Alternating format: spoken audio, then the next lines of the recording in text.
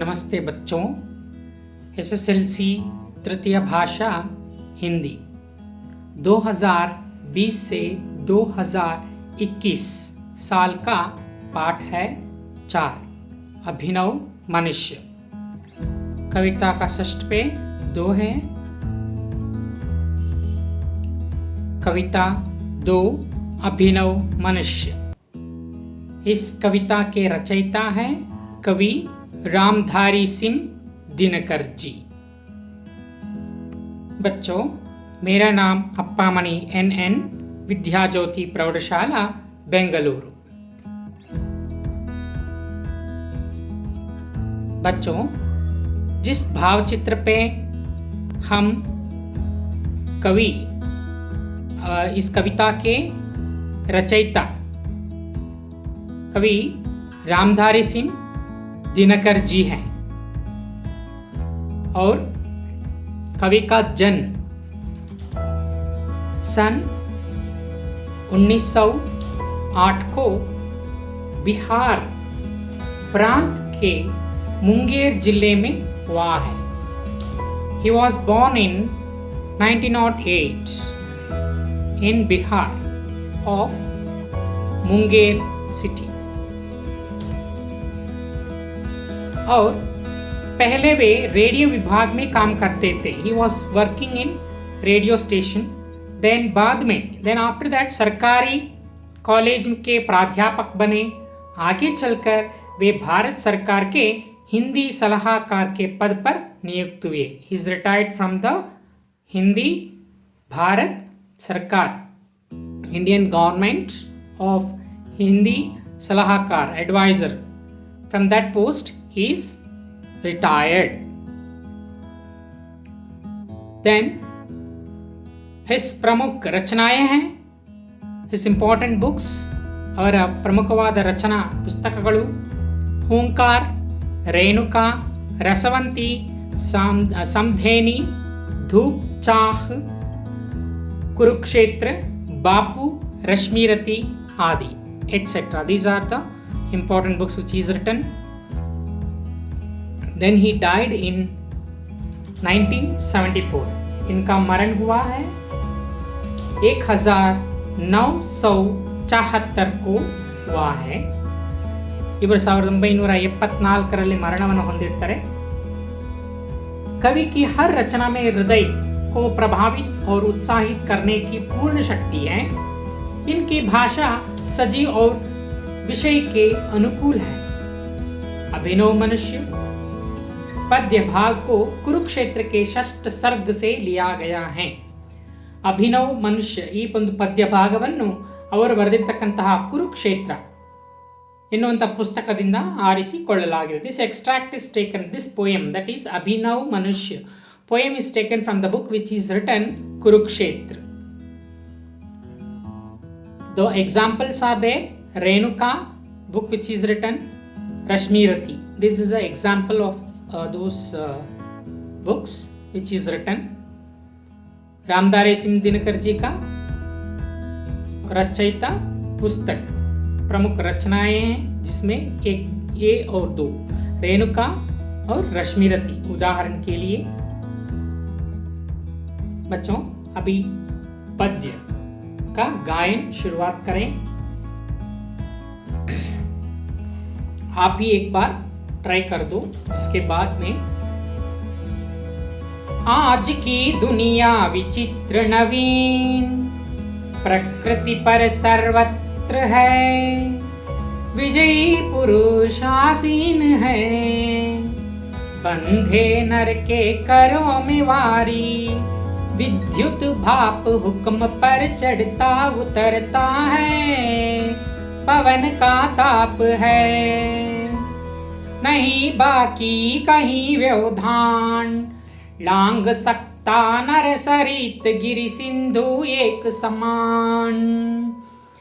यह मनुज जिसका गगन में जा रहा है यान, यह मनुज जिसका गगन में जा रहा है यान, कांपते जिसके करों को देख कर परमाणु, यह मनुज जो सृष्टि का श्रृंगार, ज्ञान का विज्ञान का आलोक का आगार। यह मनुज जो सृष्टि का श्रृंगार, ज्ञान का विज्ञान का आलोक का आगार। व्योम से पाताल तक सब कुछ इसे है क्षेज्ञ, व्योम से पाताल तक सब कुछ इसे है ज्ञ। पर ना यह परिचय मनुज का, यह ना उसका श्रेय, श्रेय उसका बुद्धि पर चैतन्य उर की जीत। श्रेय मानव की असीमित मानवों से प्रीत, श्रेय उसका बुद्धि पर चैतन्य उर की जीत। श्रेय मानव की असीमित मानवों से प्रीत। एक नर से दूसरे के बीच का व्यवधान तोड़ दे जो बस वही ज्ञानी वही विद्वान, और मानव भी वही तोड़ दे जो बस वही ज्ञानी वही विद्वान, और मानव भी वही, और मानव भी वही।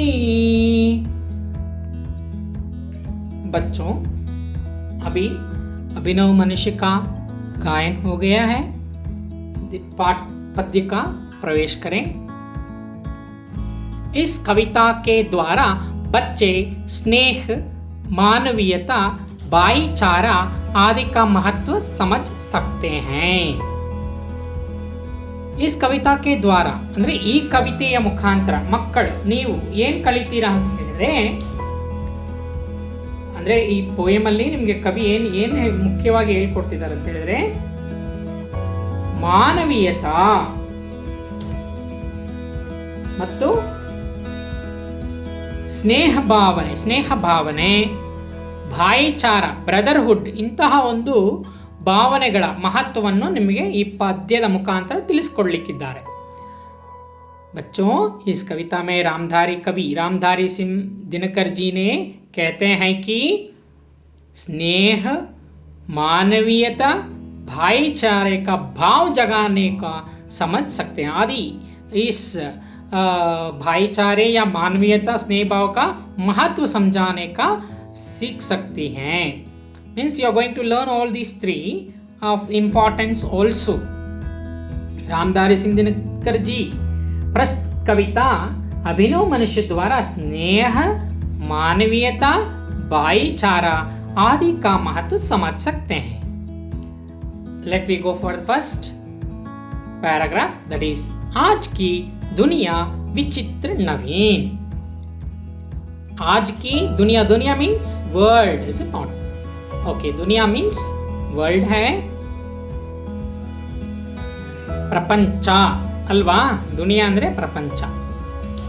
ವಿಚಿತ್ರ ನವೀನ್, ಡಿಫ್ರೆಂಟ್ ಆ್ಯಂಡ್ ನ್ಯೂ, ಹೊಸದು ಮತ್ತು ವಿಚಿತ್ರವಾದದ್ದು ಈ ಒಂದು ಪ್ರಪಂಚ, ಈಗಿನ ಪ್ರಪಂಚ ಅಲ್ವಾ? ಏನು ವಿಚಿತ್ರ ಪ್ರಪಂಚಪ್ಪ ಇದು ಅಂತ ಹೇಳಿ ನಮ್ಮ ದೊಡ್ಡವರು ಹೇಳ್ತಾ ಇರ್ತಾರೆ ಅಲ್ವಾ? ಯಾಕಂದರೆ ಮಕ್ಕಳು ಈಗಿನ ಒಂದು ಪ್ರಪಂಚದಲ್ಲಿ ವಿಚಿತ್ರವಾಗಿ ಮಾಡ್ತಾ ಇರೋದು ಮತ್ತು ನಡ್ಕೊಳ್ಳೋ ರೀತಿಯನ್ನು ನೋಡಿ ಜನರು ಹೇಳೋದು सामान्यವಾಗಿ। ಹಾಗೆ ಇಲ್ಲಿ ನಮ್ಮ रामधारी सिंह दिनकर जी भी ऐसा कहते हैं कि आज की दुनिया विचित्र नवीन है, प्रकृति पर सर्वत्र है विजय पुरुष आसीन। प्रकृति मीन्स नेचर, नैसर्गिक अल्वा? प्रकृति, प्रकृति पर क्या है? हर प्रकृति में, दैट मीन्स सर्वत्र, universally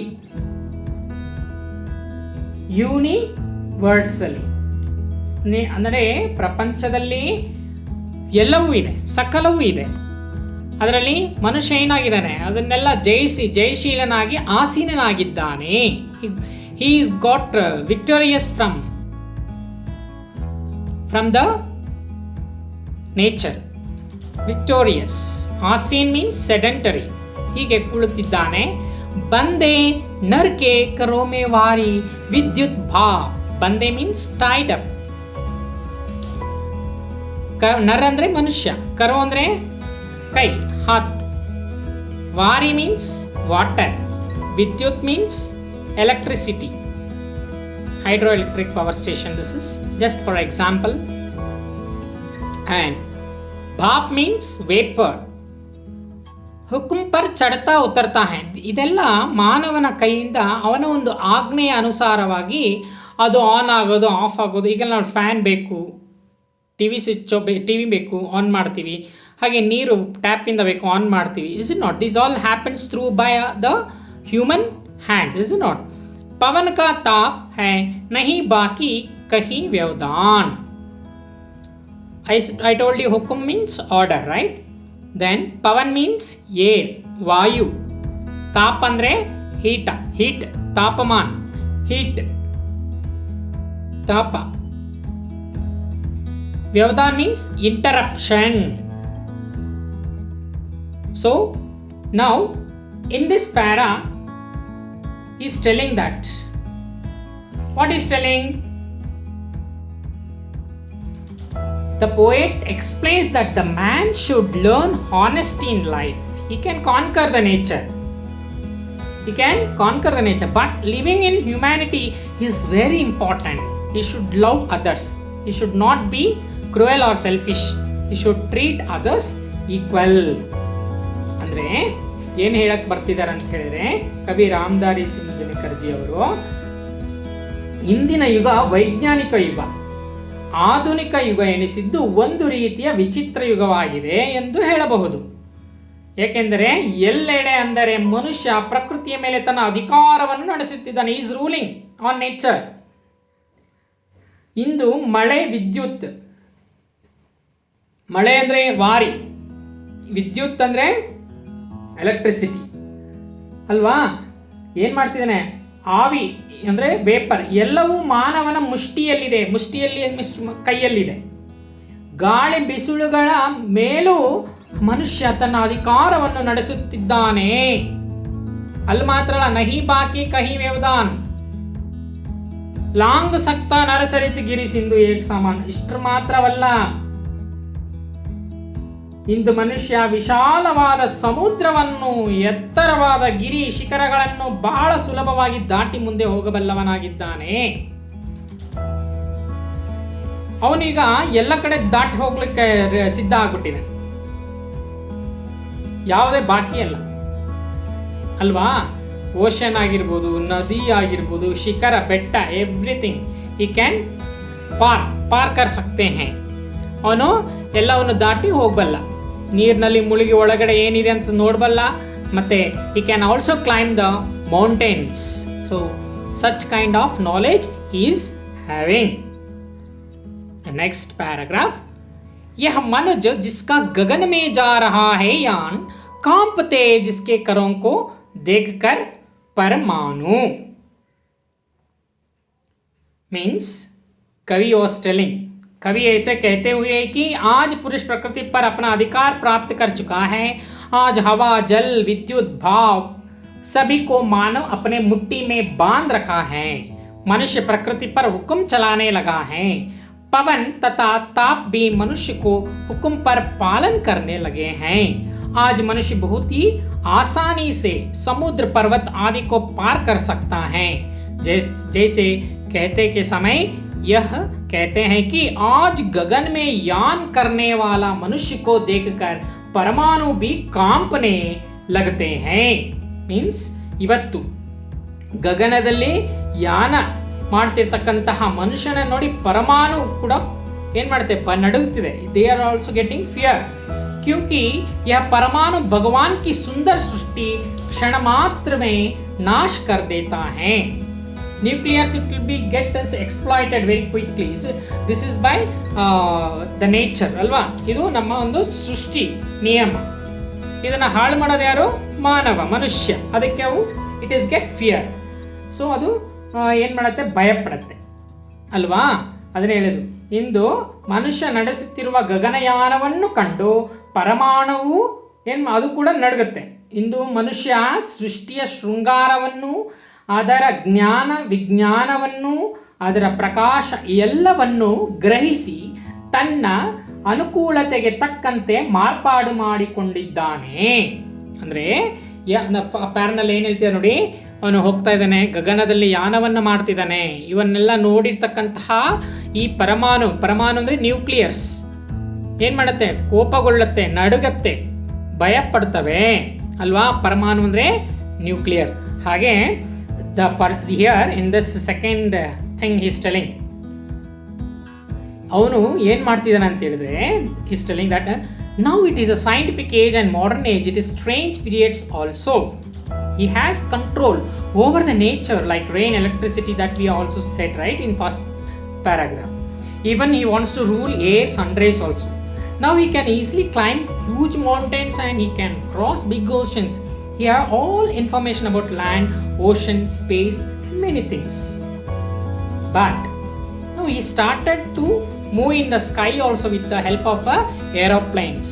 All seeing this, the nuclears also get very tensed, feared. Okay, जैसे हम दूसरा षष्ठ है, दूसरा दैट इज नेक्स्ट पैराग्राफ. यह मनुज जो सृष्टि का श्रृंगार है. यह मनुज क्या है, सृष्टि का श्रृंगार है. He is the beautiful. Srishti means what, हाँ सृष्टि ಅಂದ್ರೆ ಏನು, ಧ್ವನಿ ಅಲ್ವಾ, ವರ್ಲ್ಡ್. ಈ ಸೃಷ್ಟಿಯ ಶೃಂಗಾರ ಅಂದರೆ ಈ ಪ್ರಪಂಚದ ಬ್ಯೂಟಿ ಯಾರು, ಮನುಷ್ಯ, ಮಾನವ್. ಯಾವುದರಲ್ಲಿ, ಜ್ಞಾನ ಕಾ. ಜ್ಞಾನ ಮೀನ್ಸ್ ವಾಟ್, ಸೈನ್ಸ್. ಜ್ಞಾನ ಕಾ ವಿಜ್ಞಾನ ಮೀನ್ಸ್ ಸೈನ್ಸ್, ಜ್ಞಾನ ಮೀನ್ಸ್ ನಾಲೆಜ್. ज्ञान का, विज्ञान का, that is for a science. और आलोक का आगार. आलोक, what do you mean by आलोक?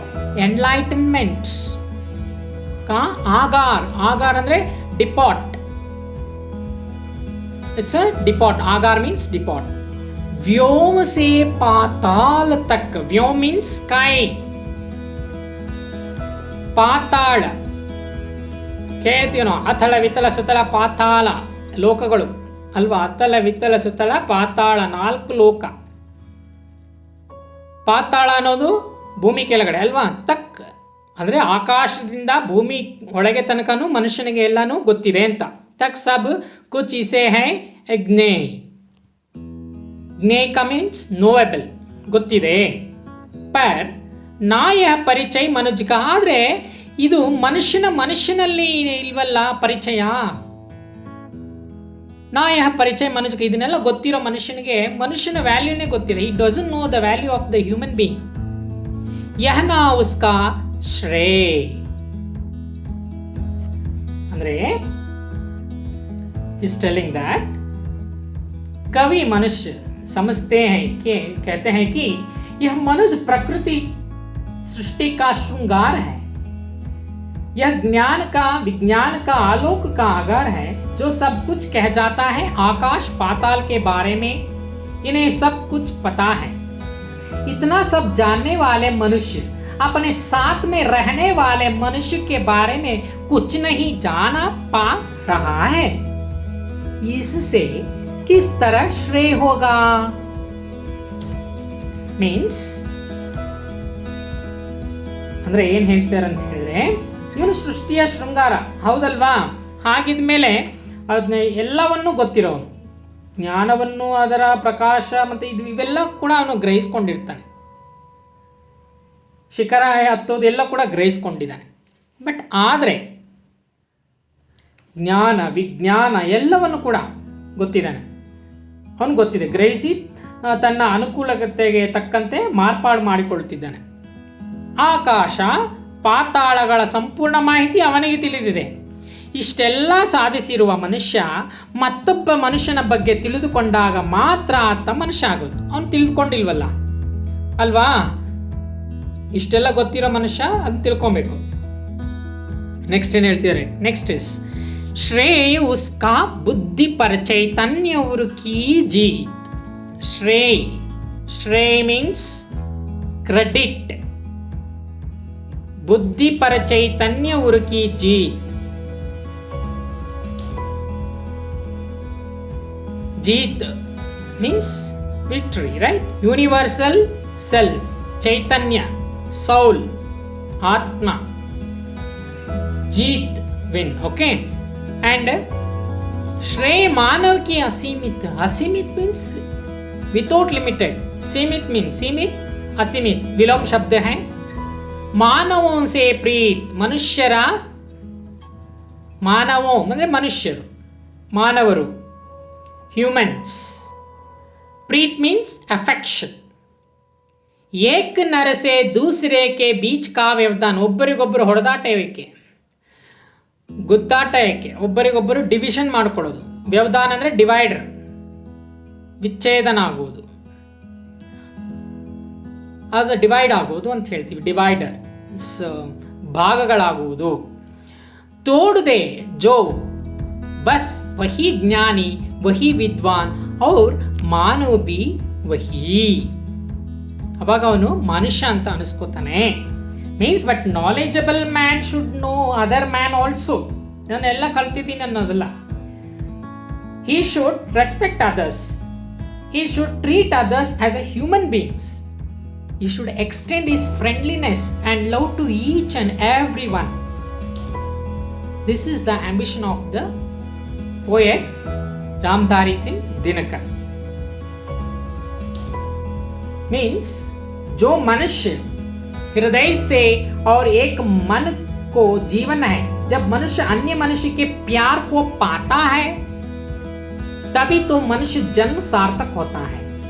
एक दूसरे मनुष्य के बीच समझना चाहिए, मानव के बीच में जो स्नेह, एक दूसरे के प्रति मानवीयता, एक दूसरे के प्रति भाईचारा निर्माता है, वही सच्चा ज्ञानी है, वही सच्चा विद्वान है, विज्ञानी है, सच्चा विद्वान है, और सच्ची वही है सच्चा मानव भी कहलाने का अधिकार भी होता है।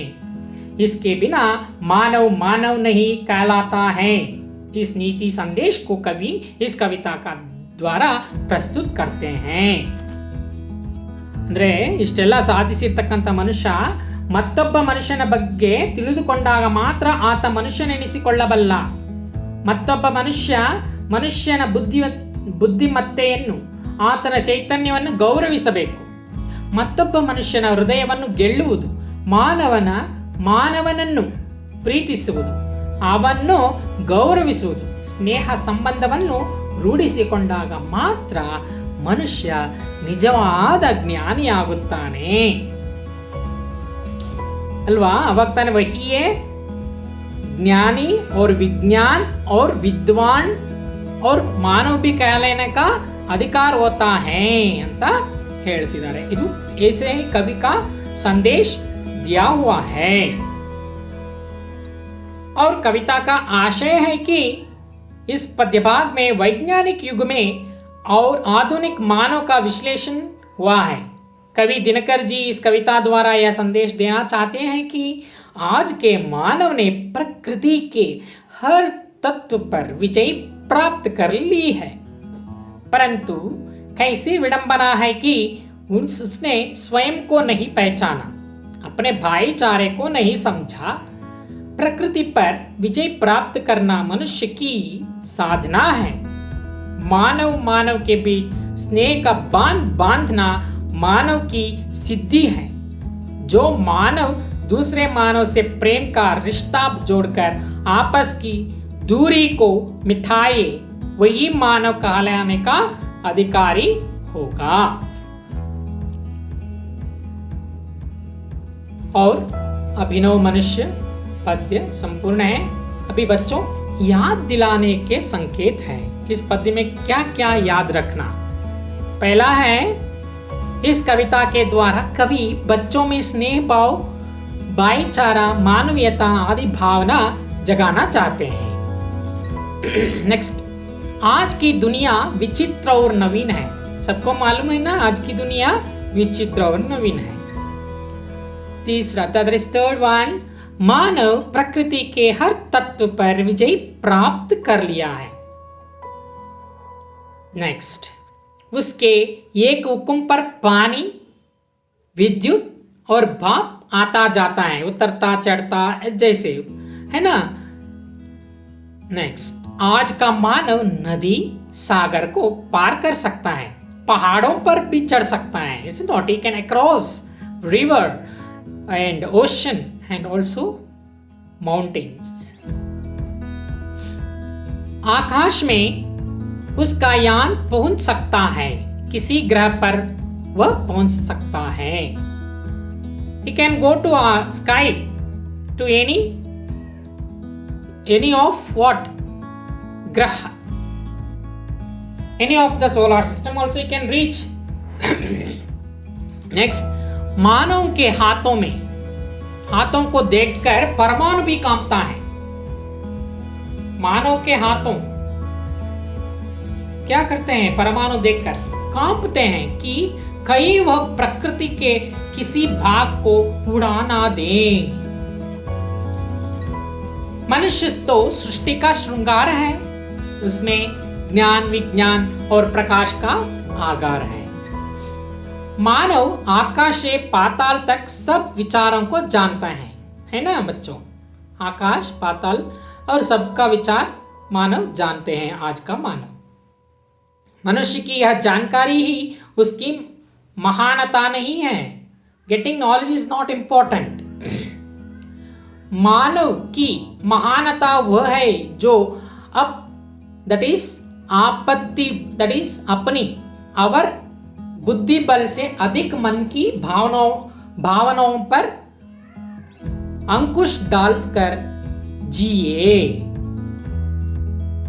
यश उसी का अंकुश में रखकर अपने हृदय को पहले जीत सकता है।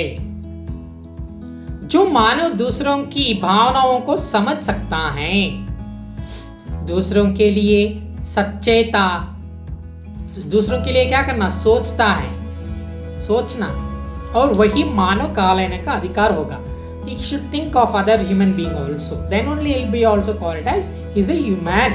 That is humanism is in his heart. There is a humanism also is there. Like that we can think, and we can call he's a human.